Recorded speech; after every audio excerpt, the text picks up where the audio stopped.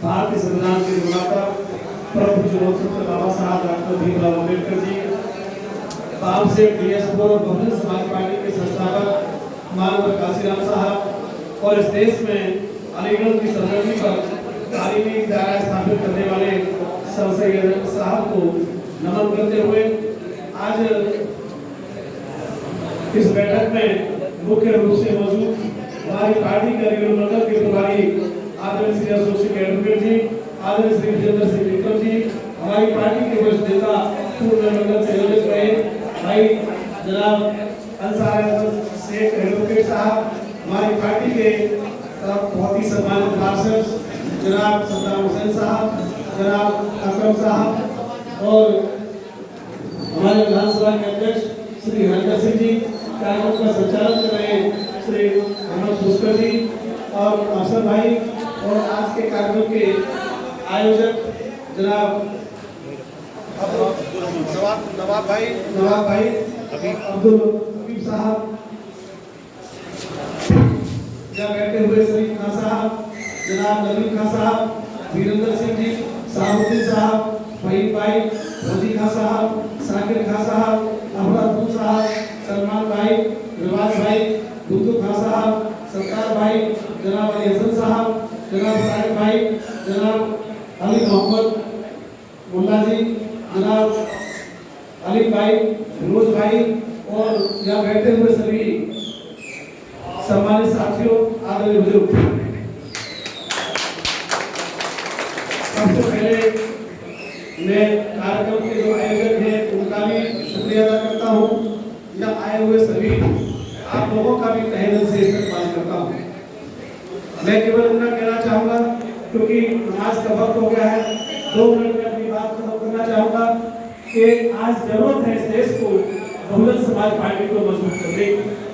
अगर हम लोग इसी तरह से बढ़ते रहे तो हमारा वोट सम्मानित साथियों जाया होता रहेगा और हम इस देश को बचा नहीं पाएंगे, क्योंकि इस देश को देश में या केंद्र में या उत्तर प्रदेश में ऐसे लोगों की सरकार चल रही है जो राष्ट्र के बारे में सोचने का काम नहीं कर रहे, वो केवल और केवल अमीरों के बारे में सोचने का काम कर रहे हैं।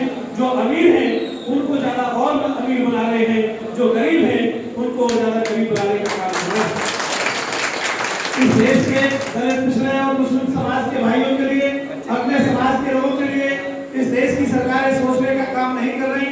और सम्मानित साथियों, जैसा कि हमारे पूर्व वक्ताओं ने कहा कि इससे पहले जो पूर्व की सरकारें रही उन्होंने भी खासतौर से मुस्लिम समाज के भाइयों के लिए यहाँ पर कोई योजना चलाने का काम नहीं किया।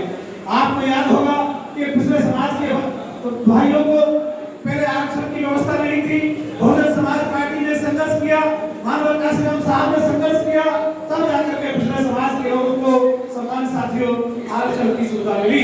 और जब बहजी की सरकार पहली बार बनी तो मुस्लिम समाज के भाइयों को आरक्षण की व्यवस्था नहीं थी।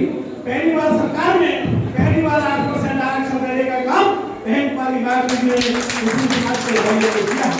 हमारे साथी बनाएंगे जिस तरह से दलित समाज की बेटी की शादी के लिए अनुदान मिलता है, पैसा मिलते थे, उसी तरह से बहन जी ने पिछले समाज की बेटी के लिए भी और मुस्लिम समाज की बेटी के लिए भी अनुदान देने का काम किया, पैसा देने का काम किया। आपको याद होगा माननीय बहन जी ने अपनी सरकार में पहली बार 250 मदरसों को सम्मान साथ सरकारी पैसा देकर के एयर देने का काम किया।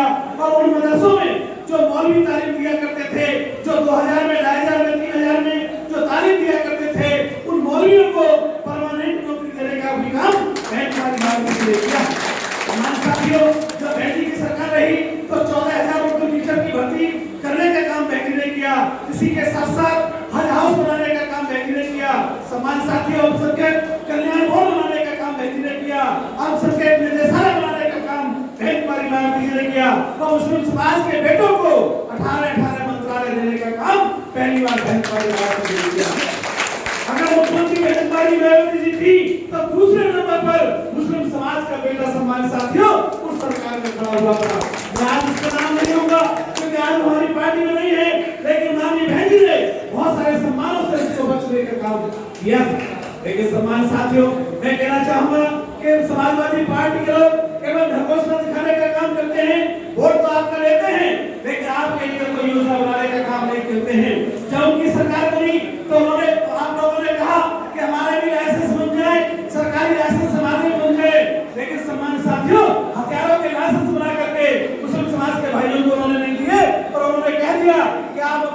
किए, लेकिन सम्मान साथियों उसका नतीजा ये हुआ कि उनकी सरकार में सबसे ज्यादा, कांग्रेस की सरकार में भी, उनकी सरकार में भी मुस्लिम समाज के युवाओं को आतंकवादी घोषित करने का काम किया गया।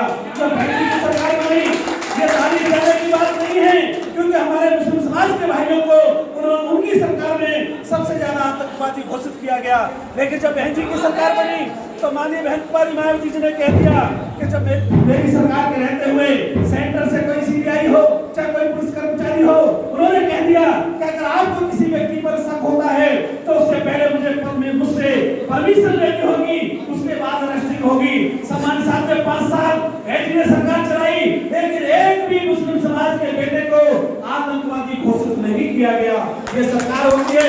सम्मान साथियों, इसी तरह से आपको याद होगा कि आदरणीय बहन कुमारी मायावती जी ने राजा भैया जैसे व्यक्ति को जेल में डालने का काम किया था। क्यों किया था? कि वो दंतों की मजदूरी नहीं देता था, वो मजदूरों की मजदूरी नहीं देता था, वो गुलामी कराता था। और आपको याद होगा सम्मानित साथियों, कुंडा के अंदर प्रतापगढ़ जिले में जो कुंडा है, जहाँ का वो कुंडा है, उस सरकार में सम्मानित साथियों उसके रहते हुए मस्जिद में माइक के माध्यम से नमाज अजान नहीं पढ़ी जाती थी, अजान नहीं बोलने देता था माइक से। सम्मानित साथियों, जब ये जानकारी बहन जी को हुई कि मेरी सरकार के रहते हुए कोई व्यक्ति मस्जिद में अजान नहीं पढ़ने देता है माइक से, तो बहन जी ने कहा कि उसको 24 घंटे से पहले जेल में डाल दीजिए। सम्मानित साथियों, कोटा का सोटा लगा करके उस राजा भैया को जेल में डालने का काम किया। लेकिन जो मुस्लिमों का रहनुमा बोलते हैं ऐसे अखिलेश यादव और नारायण सिंह यादव जी ने सम्मानित साथियों उसको जेल में से निकाल करके जेल मंत्री बनाने का काम किया। और जेल मंत्री बनाने के बाद आपने देखा होगा जो डीएसपी थे जियाउल साहब, उनकी बेरहमी से हत्या कराने का काम किसी और ने नहीं किया, आप सब जानते हैं। सम्मानित साथियों, उसी जेल मंत्री ने किया। इसलिए अखिलेश यादव जी ये झूठे रहनुमा हैं, ये झूठी तरफदारी आप की करते हैं। सम्मानित साथियों, आपके बेटे को जो डीएसपी हर कोई नहीं मिल पाता है, लाखों में एक कोई मिल पाता है, उसको भी सम्मानित साथियों कपड़े उतार करके बेरहमी से मरवाने का काम किया। इसलिए सम्मानित साथियों, अगर सही न्याय दिला सकती है तो बहन कुमारी मायावती जी दिला सकती है। इतना ही नहीं, जब मुस्लिम समाज के लोगों को ललकारने का काम गांधी परिवार के बेटे बाबू गांधी ने पीलीभीत में किया और उन्होंने कहा कि हम आएंगे तो हम मुस्लिम समाज के भाइयों के हाथ काट देंगे, सर गरम कर देंगे। आदरणीय बहन कुमारी मायावती जी ने कह दिया, कौन ऐसा पैदा हो गया है जो मेरी सरकार के रहते हुए इस तरह की बयानबाजी कर रहा है। माननीय बहन जी ने अधिकारियों को आदेश दिया कि यूपी से भाग नहीं जाए, उससे पहले उसको जेल में डाल दीजिए। 24 घंटे से पहले उस गांधी परिवार के बेटे वरुण गांधी को माननीय बहन जी ने जेल में डलवाने का काम किया। हमारे साथियों, ये होता है सरकार चलाना। इतना ही नहीं, आपको याद होगा मथुरा में आरएसएस के लोगों ने कहा कि हम जलाभिषेक करेंगे मस्जिद में, जन्मभूमि पर मस्जिद में हम नई परंपरा शुरू करेंगे। माननीय बहन जी ने कह दिया कि 3 किलोमीटर की बैरिकेडिंग कर दो। अधिकारियों से कह दिया कि 3 किलोमीटर के अंदर कोई भी अगर व्यक्ति घुसता है तो उसको सीधे शूट कर देना। सम्मानित साथियों, किसी भी आरएसएस के व्यक्ति की, किसी भी असामाजिक व्यक्ति की हिम्मत नहीं हुई कि उस बैरिकेडिंग को कोई पार कर जाए। और आदरणीय बहन कुमारी मायावती जी हेलीकॉप्टर से मथुरा का दौरा कर रही थी, मथुरा के ऊपर चक्कर लगा रही थी कि मेरी सरकार के रहते हुए ये कोई नई परंपरा नहीं चलेगी। सम्मानित साथियों, इसको कहते हैं हुकूमत, इसको कहते हैं शासन। सम्मानित साथियों, आदरणीय बहन कुमारी मायावती जी ने और माननीय काशीराम साहब ने दलित समाज के साथ साथ पिछड़ा समाज के साथ साथ मुस्लिम समाज के लोगों को भी उनका हक अधिकार देने का काम किया। इसलिए अगर आप लोग चाहते हो कि सही मायने में आपको आपके हक हकूक मिले और आप चाहते हो कि इस देश में भारतीय जनता पार्टी जैसी पार्टी को नेस्तनाबूद कर दिया जाए, तो समाजवादी पार्टी में कोई दम नहीं है कि जो भाजपा को हरा दे।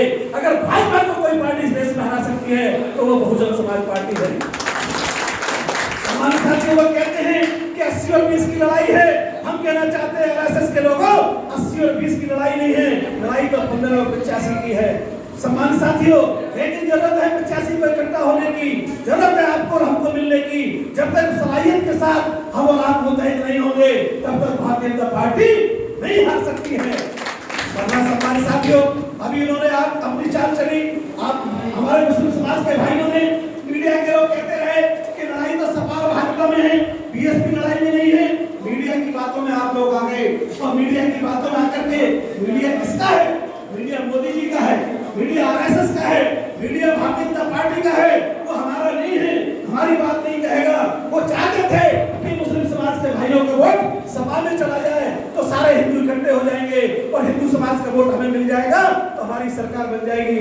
जो उन्होंने चाहा, जो उन्होंने साजिश की, उसमें वो कामयाब हो गए और अपनी सरकार बना ली। अगर आप उनकी बातों में नहीं आए होते और आप लोगों ने बहुजन समाज पार्टी के प्रत्याशियों को वोट दिया होता तो भारतीय जनता पार्टी चारों खाने चित गिर जाती, समाज साथियों जीत नहीं पाती। आपके शहर में जफर साहब अच्छे आदमी हैं, मैं बुराई नहीं कर रहा हूँ, लेकिन जफर साहब पिछली बार 98,000 वोट लेकर के आए, उसके बाद चुनाव हार गए 12,000 वोटों से, उसके बाद 1,06,000 वोट लेकर के आए, फिर भी सम्मानित साथियों 8-10,000 से चुनाव हार गए। क्यों हार गए? क्योंकि जफर साहब के पास जिताऊ वोट नहीं था। जिताऊ वोट बहुजन समाज पार्टी के पास है। समाजवादी पार्टी का माननीय अखिलेश यादव जी का जो वोट है, जो जयगंज और शास्त्री गेट पर रहता है, वो भारतीय जनता पार्टी को वोट देते हैं, वो सम्मान साहब जफर साहब को वोट नहीं देते। इसलिए अगर आप लोगों ने रजिया खान को वोट दिया होता, अगर शहर के लोगों ने रजिया खान को इतना वोट दे दिया होता तो आज भारतीय जनता पार्टी का विधायक नहीं जीत पाता, बहुजन समाज पार्टी का और आपके समाज की बेटी सम्मान साथी विधायक होती।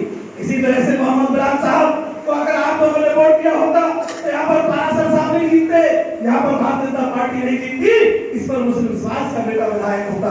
सम्मानित साथियों, लेकिन हम लोगों को सलाहियत के साथ निर्णय लेना है, हमें सोच समझ के निर्णय लेना है।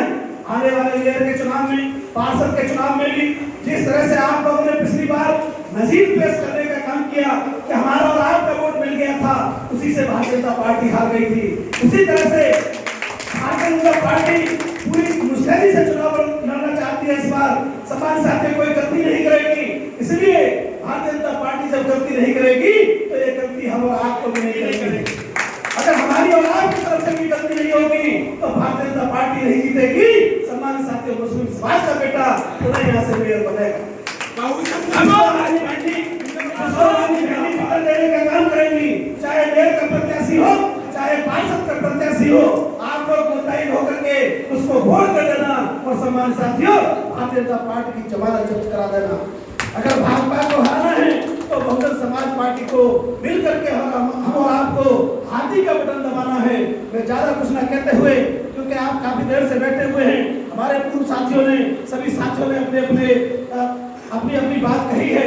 सम्मान साथियों, मैं पुनः आप सब लोगों का शुक्रिया अदा करते हुए, बहुजन समाज पार्टी हमेशा हमेशा आपके सम्मान में खड़ी रहेगी, आपके सम्मान में कोई कमी नहीं आने देगी। और सम्मान साथियों, जिन साथियों ने पार्टी आज ज्वाइन की है उनका भी मैं पुनः इस्तेमाल करता हूँ, स्वागत करता हूँ और उनसे भी वादा करता हूँ कि हम बहुजन समाज पार्टी के लोग उनका भी पूरा सम्मान का ख्याल रखेंगे। और इन्हीं बातों के साथ मैं पुनः आप लोगों का शुक्रिया अदा करते हुए जय भीम, जय भारत, खुदा हाफिज, बहुत बहुत शुक्रिया।